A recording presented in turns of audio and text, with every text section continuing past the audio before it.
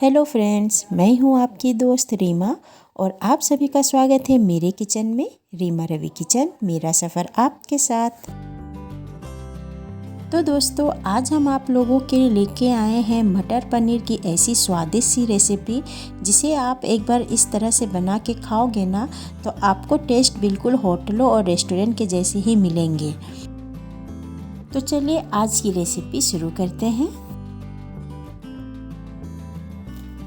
तो मटर पनीर बनाने के लिए यहाँ हमने लिया है पनीर 200 ग्राम और इसे हमने काटा है ट्रायंगल शेप में। आप कोई सा भी शेप इसका दे सकते हो। अब इसमें हम कुछ मसालों को डालेंगे। यहाँ हमने लिए है थोड़ा सा हल्दी पाउडर, थोड़ा सा कश्मीरी लाल मिर्च, ये तीखा कम होता है और कलर भी इसका अच्छा आता है। और थोड़ा सा हम लेंगे काली मिर्च पाउडर और आधा छोटा चम्मच नमक लेंगे। और इन सभी चीज़ों को अच्छे से हम लोग मिला लेते हैं पनीर में। बस बर्तन को इस तरह से हिला लीजिए, हमारे जो सारे मसाले हैं वो पनीर में अच्छे से कोट हो जाएंगे। और ये देखिए सारे मसाले जो है वो अच्छे से पनीर में कोट हो चुके हैं। अब इसे हम लोग फ्राई करेंगे। कढ़ाई में हम तेल लेंगे, आप कोई सा भी कुकिंग ऑयल ले सकते हो। यहाँ हमने रिफाइन ऑयल लिया है। अब इसमें डालेंगे 1 बड़ा चम्मच घी। घी की जगह आप बटर भी ले सकते हो। घी में या बटर में पनीर को फ्राई करने से उसका टेस्ट और बढ़ जाता है। तो यहाँ पे तेल हमारा अच्छे से गर्म हो चुका है। अब हमें इसमें डालना है पनीर और पनीर को हमें फ्राई करना है।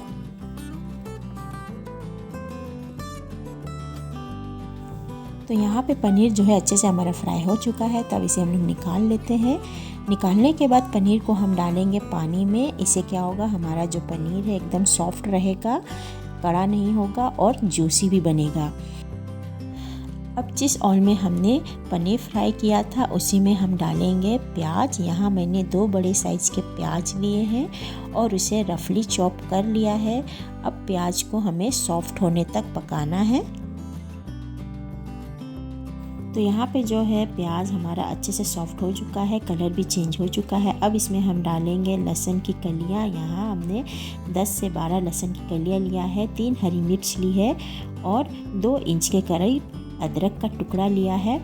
आप जितना तीखा चाहते हो उस हिसाब से मिर्च की क्वांटिटी बढ़ा घटा सकते हो। तो इसे भी डाल के हम अच्छे से प्याज के साथ भून लेते हैं।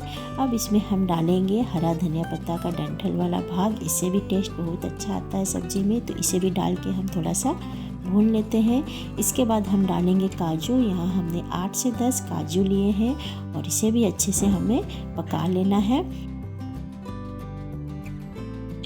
इसके बाद हम डालेंगे टमाटर। टमाटर हमने 2 बड़े साइज़ के लिए हैं और बड़े बड़े टुकड़ों में काट लिया है। और इसके बाद इसमें डालेंगे नमक। इससे क्या होगा कि जो हमारे टमाटर है वो जल्दी से पक जाएंगे, जल्दी से गल जाएंगे। तो इसे भी अच्छे से हम लोग चला के मिला लेते हैं सभी चीज़ों को। अब इसे हम लोग ढक के पकाएंगे लो फ्लेम में और तब तक पकाएंगे जब तक कि जो टमाटर है वो अच्छे से पक ना जाए, अच्छे से गल ना जाए। और बीच बीच में इसे हम चलाते भी रहेंगे। और ये देखिए टमाटर जो है वो अच्छे से पक चुका है, अच्छे से गल चुका है। तो अब हम फ्लेम को करेंगे बंद और इसे ठंडा होने देंगे। ठंडा होने के बाद इसे हम डालेंगे मिक्सी के जार में और इसे अच्छे से पीस लेंगे। और यहाँ पे अच्छे से हमने पीस लिया है, बहुत स्मूथ पेस्ट बनके तैयार हो चुका है। तो उसी कढ़ाई में अब हम डालेंगे 1 बड़ा चम्मच घी। आप घी के जगह में बटर भी ले सकते हो या कोई सा भी कुकिंग ऑयल ले सकते हो। तो घी गरम हो चुका है। अब इसमें हम डालेंगे कुछ खड़े मसाले। यहाँ हमने लिया है छोटा सा दालचीनी का टुकड़ा, 2 हरी इलायची, लौंग, काली मिर्च और साबुत जीरा। और साथ में डालेंगे 2 तेज़पत्ता। और इन सभी मसालों को थोड़ा सा हम चटकने देंगे। 10 से 12 सेकंड तक इसे हमने घी में थोड़ा सा चटकने देना है, थोड़ा सा पका लेंगे। अब हम इसमें डालेंगे मटर। यहाँ हमने फ्रेश मटर यूज किया है। यहाँ हमने लिया है आधा कप मटर और इसे भी हम थोड़ा सा भून लेते हैं। फ्लेम को लो रखेंगे और इसे थोड़ी देर भून लेते हैं।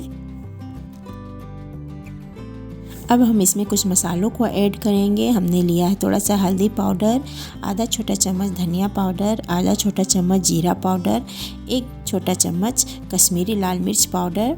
ये तीखा कम होता है लेकिन कलर बहुत अच्छा इससे आता है। तो इन सभी चीज़ों को हम अच्छे से भून लेते हैं। फ्लेम यहाँ पे लो ही रहेगी, हम हाई फ्लेम में इसे नहीं भूनेंगे।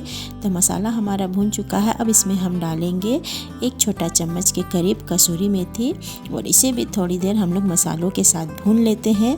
इसके बाद हम डालेंगे पेस्ट जो हमने पीस के तैयार कर लिया था। तो सभी पेस्ट को हमने डाल लिया है। अब इसे हमें क्या करना है, लो फ्लेम में आराम से मसालों के साथ भूनना है। बस लो फ्लेम में हमें 3 से 4 मिनट तक इसे मसालों के साथ भूनना है। मसाला हमारा यहाँ पे थोड़ा सा ड्राई हो रहा था तो हम इसमें डालेंगे पानी और इसे फिर से हम भूनना चालू कर लेते हैं।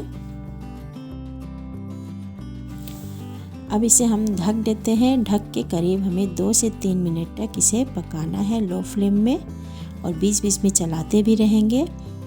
तो 2 से 3 मिनट हो चुके हैं और ये देखिए हमारा जो मसाला है वो कितने अच्छे से पक गया है। तेल जो है अलग हो गया है मसालों से। तो बस इसे अब हम लोग एक बार चला लेते हैं अच्छे से।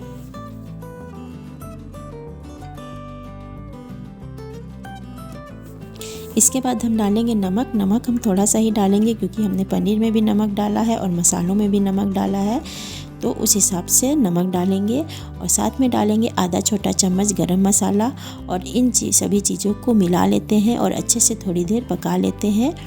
इसके बाद हम डालेंगे थोड़ी सी चीनी, बस थोड़ी सी डालनी है ताकि जो हमारे मसालों का टेस्ट है उसका बैलेंस बना रहे। और इसे अच्छे से मिला लेते हैं हम। और यहाँ पे देखिए हमने पनीर को पानी से बाहर निकल गया और हमारा पनीर कितना सुंदर दिख रहा है, कितना शाइनी लग रहा है हमारा पनीर। और ये देखिए मैं आपको दबा के दिखाती हूँ कितना जूसी पनीर हमारा बना है। तो बस अब यही पनीर को हमें मसालों में डालना है। अब हम पनीर को ग्रेवी में डाल देते हैं। हमारा ग्रेवी अच्छे से पक चुका है, रेडी हो चुका है। तो इसे अब हम मिला लेते हैं अच्छे से, अलट पलट करके अच्छे से चला लेते हैं ताकि जो पनीर है हमारे ग्रेवी में अच्छे से मिल जाए। तो अब हम क्या करेंगे, इसे हम थोड़ी देर ढक देते हैं ताकि जो मसाला है वो पनीर में अच्छे से आ जाए। लो फ्लेम में करीब 2 से 3 मिनट तक ढक के हमें इसे पकाना है। तो यहाँ पे 2 से 3 मिनट हो चुके हैं। अब हम ढक्कन हटा लेते हैं और ये देखिए हमारा मटर पनीर जो है बनके बिल्कुल तैयार है।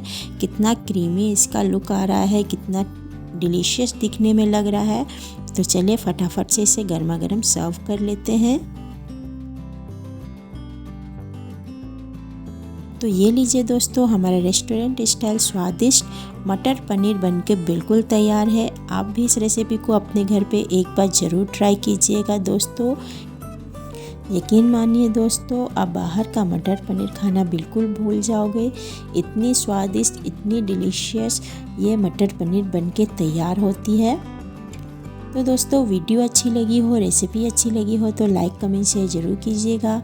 और आप नए हो तो मेरे चैनल को ज़रूर से सब्सक्राइब कर ले। तो मिलते हैं अगले वीडियो में एक नई रेसिपी के साथ। तब तक के लिए bye bye and keep smiling.